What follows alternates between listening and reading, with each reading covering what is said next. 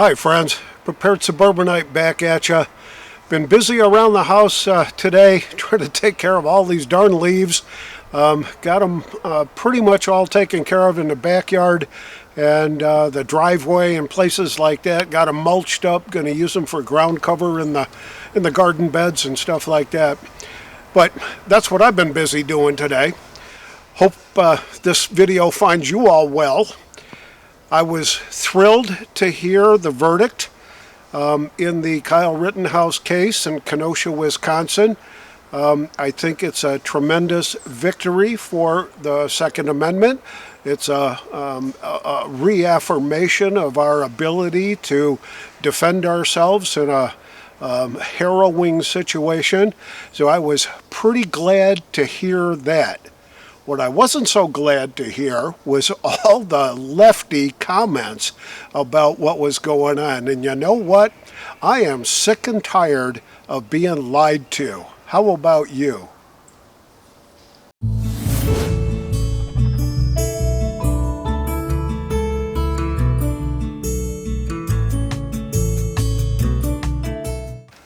So when I say getting lied to, I can only think back on some of the montages that have been put together in different places.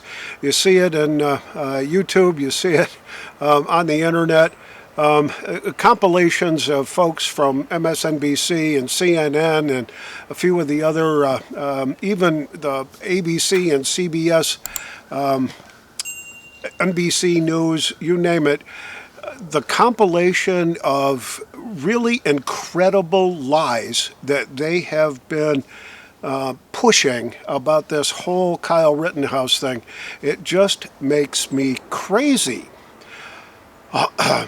Underage, not allowed, illegal for him to have a gun, crossed state lines. He was a vigilante. He was a white supremacist, at least according to our wonderful president. None of that's true. And the folks that are still today, even the day after the verdict came down, they're still saying, oh, well, this isn't right. This couldn't possibly be the right thing to do because he was not legally obliged to own that weapon. He crossed state lines. He was a white supremacist. He shot 3 black men, killed 2 of them. I am really getting tired of being lied to. And we're being lied to by what I guess is considered the mainstream media, which is CNN, MSNBC, ABC News, the New York Times, ABC, NBC, you name it. They're the mainstream news. Baloney. I long for the days that we got the news reported to us by folks like Walter Cronkite, one of my favorite kind of guys. And you know what? We never knew what his political status was. He told us the news. He didn't spin the news. He just reported the news, and he let you make a decision based on the facts that he was reporting. That's called journalism. That's not what's happening today. And you know what? There was something really cool about Walter Cronkite, because everybody loved him. He was kind of like the father of primetime news, and people trusted him. But he was an avowed communist. But we never knew it. That's how good he was at being a journalist. So when I hear folks on CNN and MSNBC, ABC News, NBC News, talking about all the things that were wrong, all the things that were bad in their mind, what they're doing is pushing a political agenda. They're not reporting the news. And I am so sick of being lied to. The whole thing with the PP tape that Donald Trump was a Russian asset, that he was, he only won the 2016 election because Vladimir Putin was on his side and influenced the whole voting public in the United States to somehow vote for Donald Trump. The PP tape, the whole thing. And it's turning out now that as the layers of this onion are peeled back, that it was all lies. And so many of the folks that are out there, Brian Stelter and Rachel Maddow, Brian Williams, you name it, they kept pushing this narrative that Donald Trump was a Russian asset, that he was in bed with the Russians, and that he was just a terrible, evil person, that, oh my God, the country's all going to go to hell. Well, in case anybody hasn't looked around in the last 10 months, what's going to hell is our country right now. And we're being lied to every day. Oh yeah, this new bill that the House just passed, it's already paid for. It's not going to cost anything. Wait a minute, you're going to hire 80,000+ IRS agents and try to extract the difference from tax-paying Americans? That's not quite what I think they're trying to sell here, but that's what is being sold. The House passed that crazy thing yesterday. It's going to the Senate. I don't trust the Senate to do much other than, maybe do a little whittling on the top end of that. But I suspect by mid-January or end of January sometime that we're going to have a $2 trillion spending package that looks like, to me, socialism. And it's all paid for. So I don't have a thing to worry about. And yeah, by the way, the other lies are, gee, inflation's good for you. Donald Trump caused all the problems in Afghanistan. It's really getting old.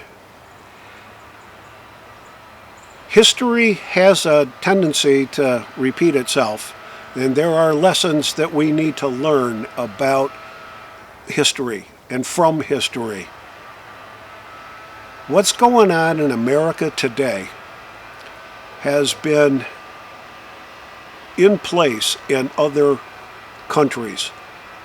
Venezuela, the Soviet Union, in Germany, Yugoslavia, the Ukraine. There's an awful lot of places that have seen this kind of coercion between the media and the government officials in their official line. It's called totalitarianism. It's authoritarianism. Bottom line for me is you can't really watch the news anymore unless you question every single thing that you see. And I'm talking even Fox News, because there are some stuff that I've seen on Fox News that I'm finding very difficult to believe. And I want to hear what's going on for real. And I would really appreciate it if any of you folks have got alternate places where you get your news. I used to listen to watch the Drudge Report. Well, that is kind of a waste of time anymore. But there are there's got to be other places, and I'd appreciate knowing from you all, where are you getting your real, reliable news from? I know that we got One American News, and we've got Max, whatever it is, and we got Breitbart out there doing their thing. Every once in a while, Dan Bongino hits the nail on the head with a few things that he has to say. Tucker Carlson hits the nail on the head from time to time with things that he's reporting on. But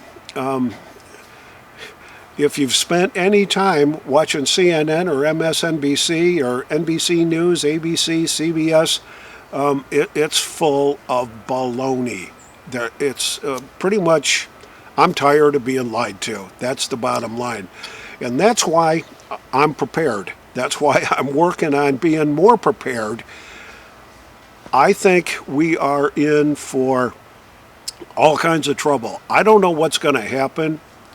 Is there going to be another civil war? Is there going to be uprisings?